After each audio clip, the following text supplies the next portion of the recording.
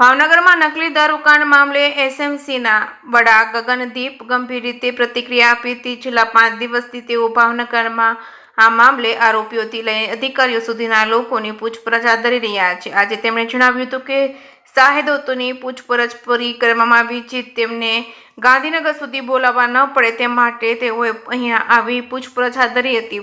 પૂછપરછની કામગીરી પૂર્ણ થઈ અને હવે જે અંગે કાર્યવાહી હાથ ધરવામાં આવશે. જેકેસ ન્યૂઝ સાથે હિરેન ભાણી, ભાવનગર.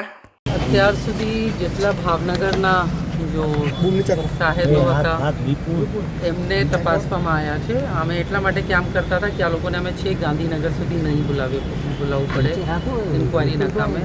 તો આ લોકોનું સ્ટેટમેન્ટ પૂરું થયું છે. તો આ પછી જો પણ અમારું આગળનું કાર્યવાહી થશે અમે ઇન્કવાયરી માટે કરવાના છીએ. Thank you. Thank you madam. Thank you. ચલો ભાઈ, તમારે લોકોનું પણ બંધ કરવા. Thank you very much.